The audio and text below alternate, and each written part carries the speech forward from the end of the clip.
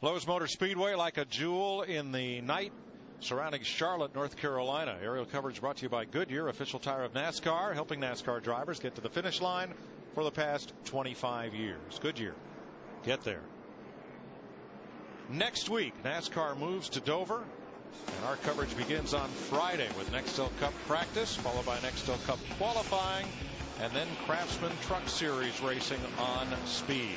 Saturday, 2 sessions of NEXTEL Cup practice on Speed, and then next Sunday, NASCAR race day on Speed. The Autism Speaks 400 on Fox, 1 p.m. Eastern Time, and NASCAR Victory Lane on Speed wraps up the weekend. Concrete and crab cakes. That's a good combination right there. And throw in their car tomorrow. Wings. New car. Jimmy Johnson leads from Matt Kenseth, Tony Stewart, Dale Earnhardt, and J.J. Yaley as we get the restart.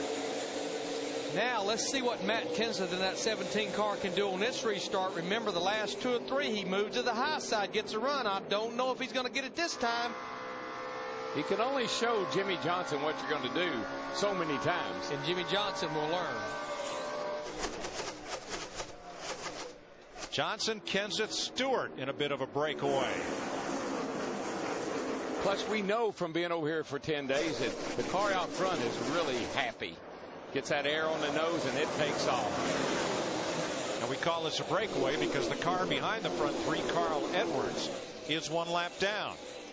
So it's a little gap back to 4th place Dale Earnhardt Jr.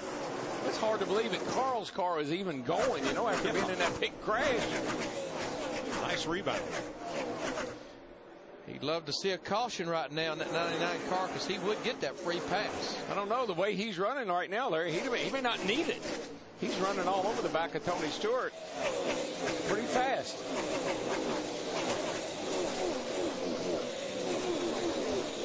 I tell you, when I think about Joe Gibbs Racing, when you look at the races that they've been in contention and they just have not been to victory lane this year, sitting there with all 3 cars right now solidly up there in the top 10. Yeah, 3rd, 5th, and 6th.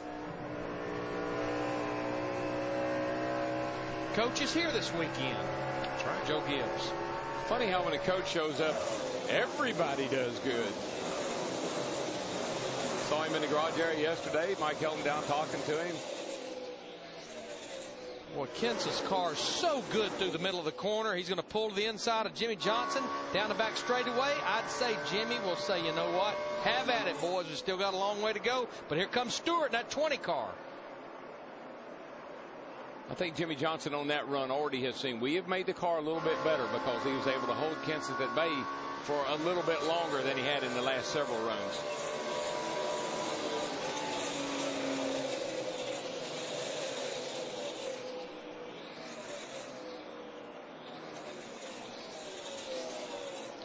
Just looking at lap times, those first 4 cars there, Dale Jr., Tony Stewart, Jimmy Johnson, and Matt Kenseth, very, very close in lap times. Carrying the Dodge banner right now, there, the battle on the top right, Reed Sorensen in the 41 car. He just goes by Jeremy Mayfield for 9th. Reed had that pit road speeding problem early in the race, finally recovering for it with his 41 car. I'm very impressed with the drive of J.J. Yaley in 5th place with that number 18. 2nd generation sprint car driver now in NEXTEL Cup for Joe Gibbs out of Phoenix, Arizona. Dick Berggren's in his pit. And he is running the best race of 2007, Mike. He's looking for his first top 10 of the year. And believe it or not, the first top 5 of his career. Yaley now in the 5th position, knows that he has got to get the job done for Joe Gibbs Racing, or he is liable to lose his ride. He is in the last year of the contract. And today, in this, the longest race we run, he has been absolutely perfect. He has been very smart about the moves that he has made. He's done a great job of communicating with the crew, and the crew has done a great job on pit road. It is a team effort that has put Yaley in 5th position and in position to get the best finish of his entire career. I think when you got Dale Jr. out there, on the street, kind of handed out resumes, anybody that's on the Gibbs team or the Hendrick team right now that's not performing might be a little wee bit nervous. But unlike a lot of cars, even in the top 10, that green 18 does not have a mark on it right now. But I tell you what, here is a guy, Kyle Petty, making his 797th career start. He won this race 21 years ago driving for the Wood Brothers, got the free pass. I think this is one of those cars, Krista, that likes the nighttime.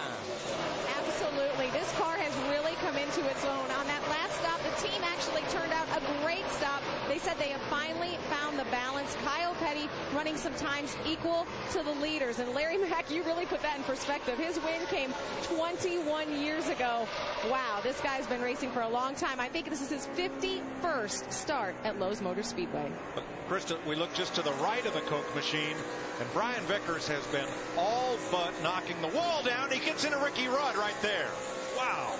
That's the problem with no power steering. If the car just does what you expect it to, no problem. If you've got to do something evasive or make a quick move, you just can't do it. And I'm afraid the person that's going to get the most hit out of that, maybe not so much this 83 car, but I believe it's going to be Ricky Rudd in that 88 car. Awfully hard lick on the right side wheels. Here's another look at it. Vickers trying to stay off the wall. Oh, yeah, Ricky just comes over and makes contact with him. That wasn't really anything. That didn't have anything to do with power steering. And Vickers had such a run off turn 4. I mean, he was probably 10 miles an hour faster than Ricky Rudd right That's there. that car on the inside kind of gets sucked into the car on the outside. Meanwhile, back at the lead, Matt Kenseth has retaken it from Jimmy Johnson, who shoots right on by again. What's this all about? Oh, they're having a little fun right now. They're sizing each other up. I'm going to look at you a while, then you look at me a while, and then we'll discuss this at the end of the night. But while they're discussing, there's a cat back there in an orange 20 car that says, you guys just keep discussing. Tony Stewart, he's beating these guys right now about 3 to 4 tenths a lap. He's getting out his measuring stick. The other two are just looking at each other. He's measuring them up.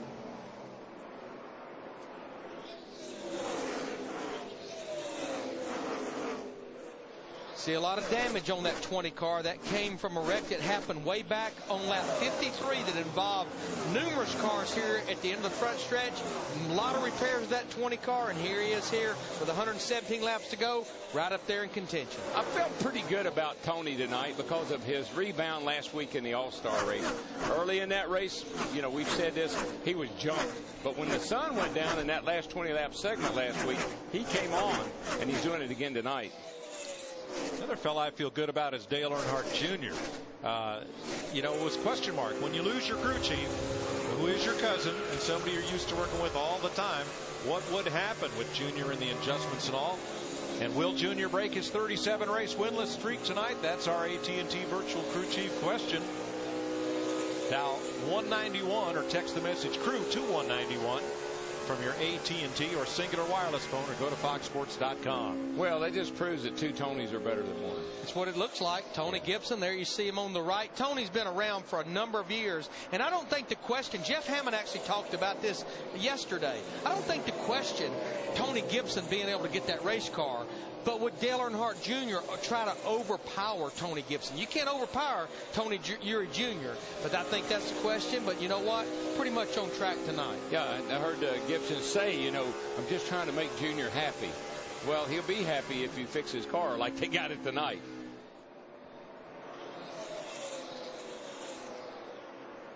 Closing in on 100 laps to go in stock car racing's longest night. Jimmy Johnson leads Matt Kenseth by 0.3 of a second. The chase for the cup is on.